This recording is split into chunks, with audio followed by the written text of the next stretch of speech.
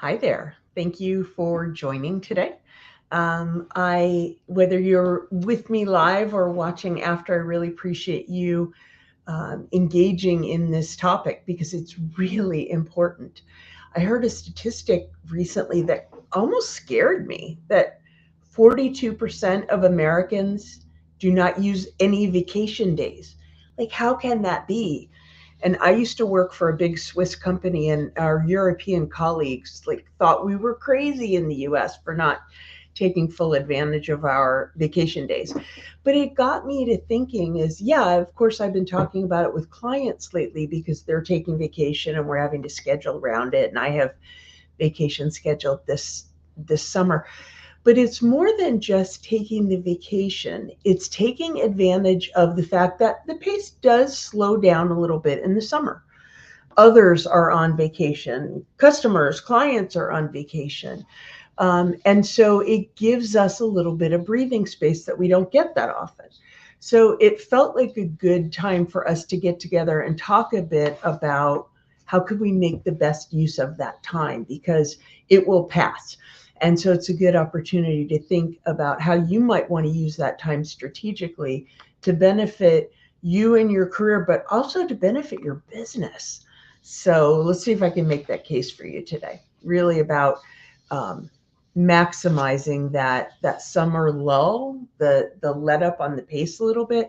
And it may not feel like a lull, but I think if you tune into it, you'll see a little bit of a difference in the intensity pulling back a little bit. So then the question is, how can you make the best use of your time? So I have some thoughts around this.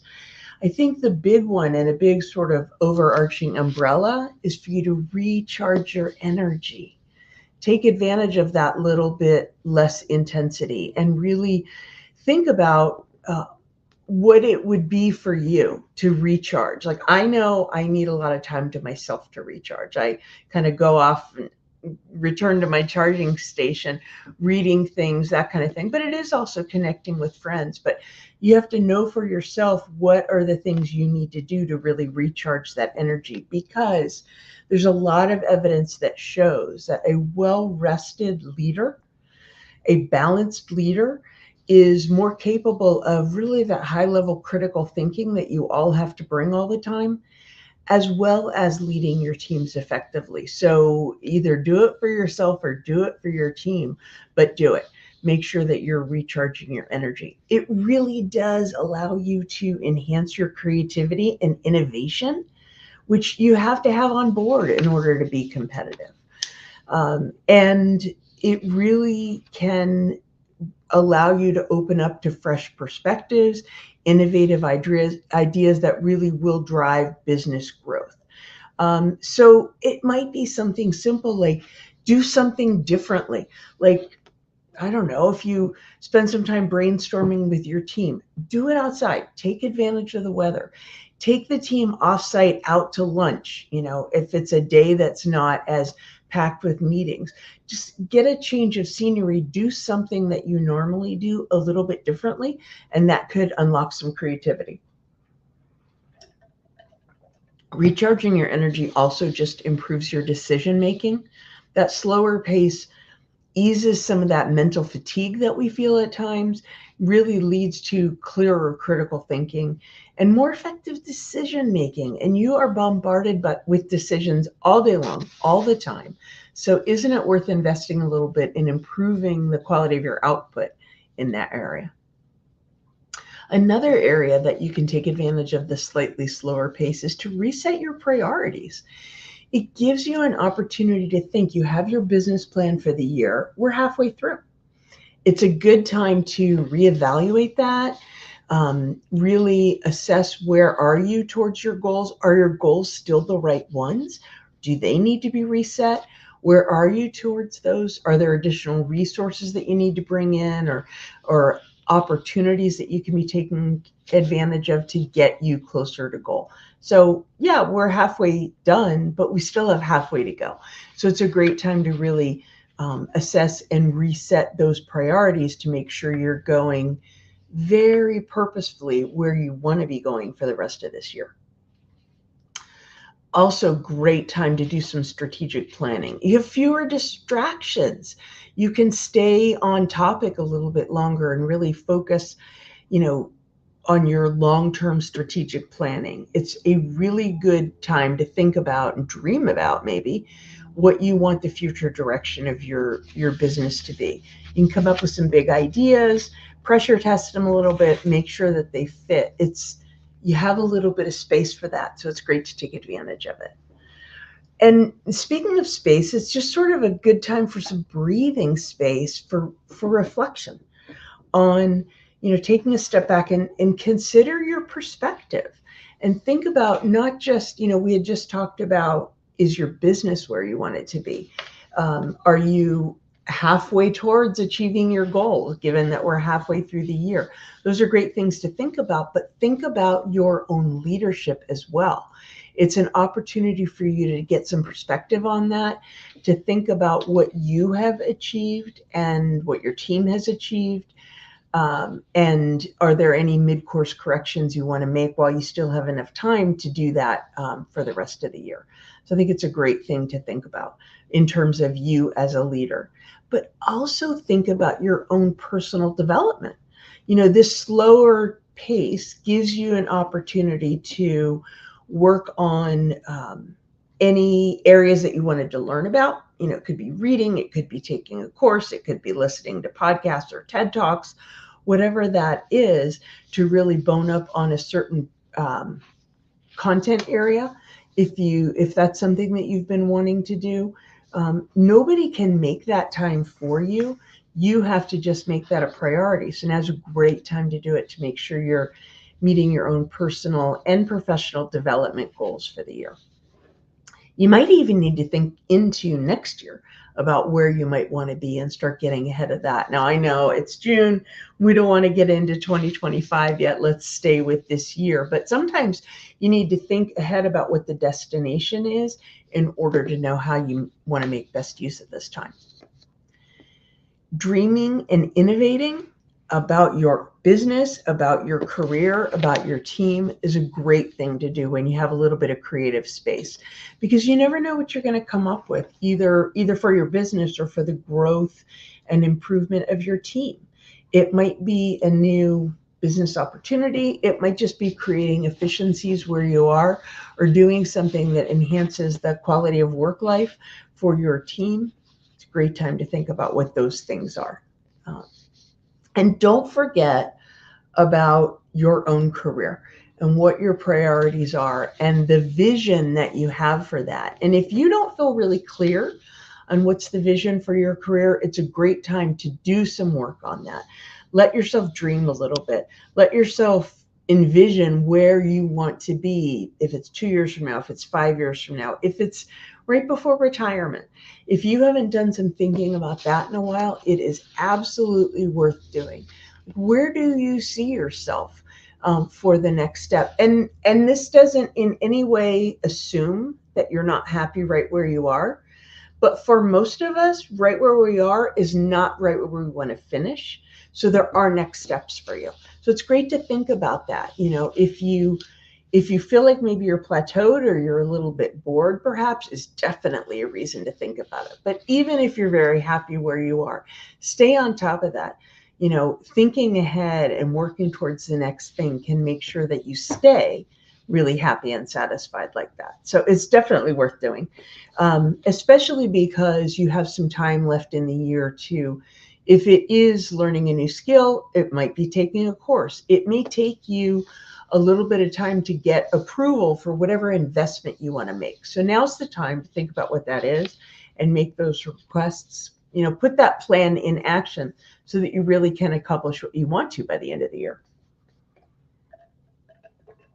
Now, one of these last few points that I'll make, and you hear me talk about this a lot, is networking.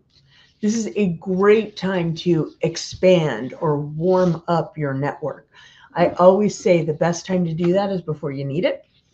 And your network is something that takes a little bit of care and feeding. So think about the status of your network. What's the state of it?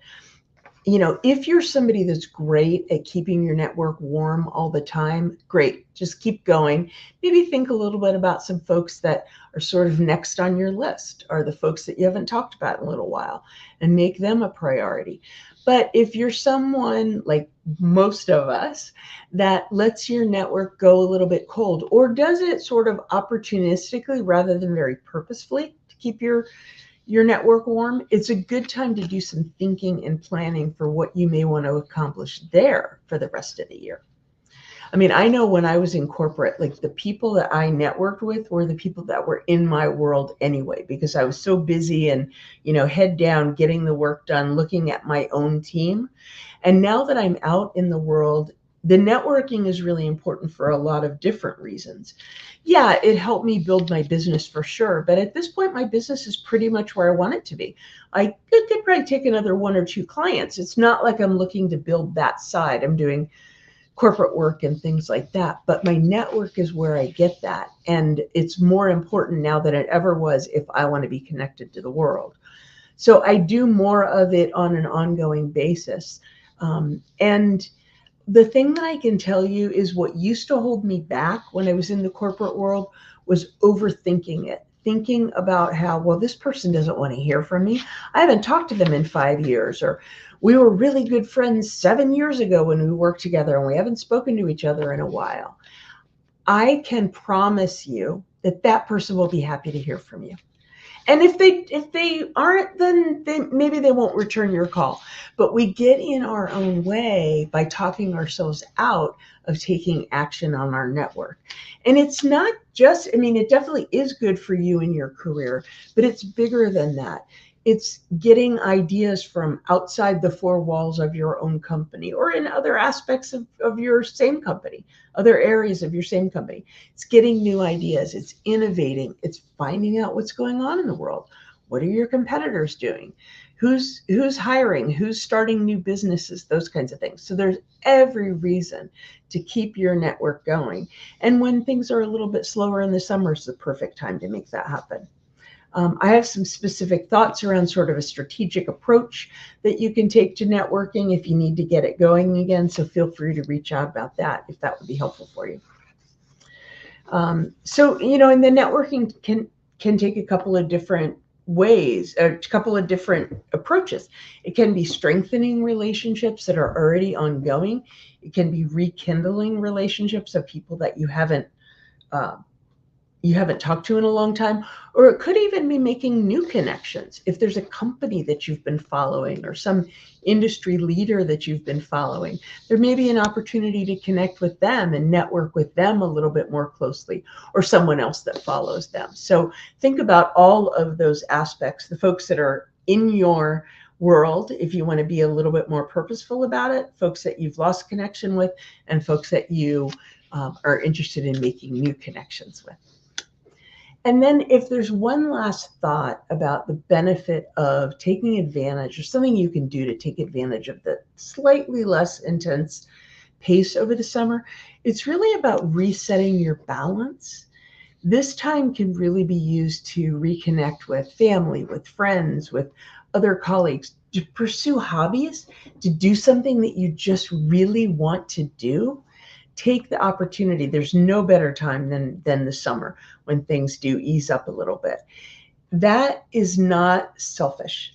That is an investment in the long-term sustainability of your career, your leadership, the impact that you have with your team, and the impact that you want to have in the world. I mean, we could get grandiose about this, but thinking about your legacy, this is something that is built over many, many years. And so you have to take care of yourself and recharge those batteries in order to have that, build that in a sustainable way. Okay, so I've gotten a couple questions about the importance, the benefits of taking advantage of the slowdown. So I wanted to share a couple of those with you. Somebody said, it's almost not worth taking a vacation because I am so backlogged when I get back.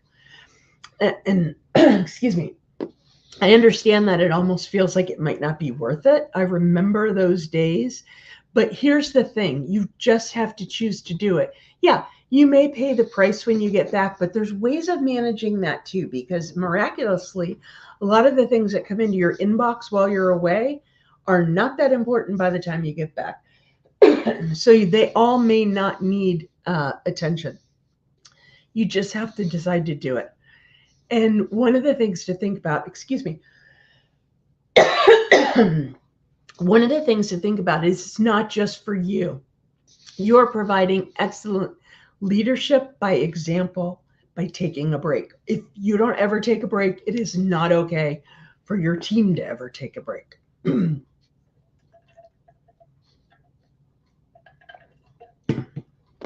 Your family may want some time with you, and you got to do it while they want it. My daughter's grown and gone, and I can't say that I ever spent too much time with her. So I would definitely take advantage of that as well.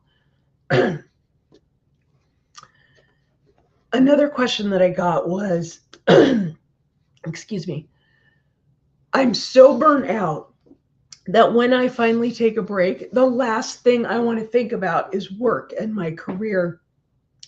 And how could I be networking? All the suggestions that I made earlier about how you can take advantage of this time. And I remember thinking this when I was in the corporate world.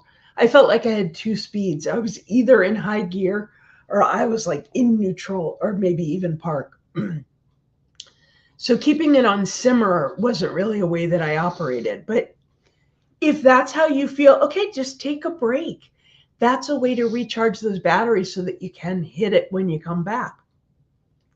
But if that itch is there to think about it, to think about something new, to take on a new learning opportunity, maybe just make a plan to deal with it when you get back. Sometimes I have clients that, if they're taking, say, 2 weeks off, they know they're coming back June 15th. They will put on their calendar for June 16th, begin to think about what you want to do about XYZ. So they don't have to do anything while they're on a break. Taking the break is part of the plan. So they're completely where they're supposed to be. They're working their plan by taking the break. So if that's helpful for you, absolutely do that. And remember, even if you do make a plan like that, like you are setting the rules, you get to change the rules. So you're completely in control of that. There are ways to manage that and move things forward without it adding extra pressure. Another question that I got is, well, my boss never takes a vacation. So how can I take a vacation? And my reaction to that is, and this was truly what I thought when I got this question, my boss never takes a vacation. And my thought was, so what? Like, you do you. You know what you need. You know the kind of example that you want to set for your team. And you want to be a good leader by example and make it okay for them to take a break. Think about the reaction you have to your boss not ever taking a break, what pressure that puts on you. Don't do that to your team. Now, I don't discount that makes it a little harder for you if you don't have an example of that, but you just have to choose it in order to be that example for your team and to be strong and effective long term. You are not a follower of the person to whom you report. You are a leader of your team. I mean, technically, I guess you're both. You are a leader and you have a leader, and I get that. But you don't have to be a follower in this regard. You can step into your leadership role and do what you need to do. And then one final question that I got was, you talk about the pace being less in the summer, less intense in the summer. It doesn't feel like it ever changes. It feels like it's really intense all the time. And I get that. I have felt that. And so maybe my analogy isn't perfect of getting that summer slowdown and take advantage of it. But if you are feeling like the intensity never lets up, it's worth thinking about the ways that you can create this space for yourself, because no one can keep going at 100 miles an hour all the time. You have to have moments where you take your foot off the gas pedal. So if now is not the time, if the intensity doesn't feel like it ever lets up, you got to think about how you can create that space for yourself. So if this has made you think of other things, other um, uh, reasons that you should take a vacation, other ways you can use that break, let me know in the comments. Shoot me an email. I'd love to share your thoughts with others as well. And if this conversation has made you think about, maybe one of the things that I want to do later in the year is start thinking about, is it time to look for a job or put a plan into action? If you're feeling that slight dissatisfaction and you're not quite sure where it's coming from, tap into the career satisfaction assessment that I make available. I can put the link here, and also you can find it on my website under the resource section.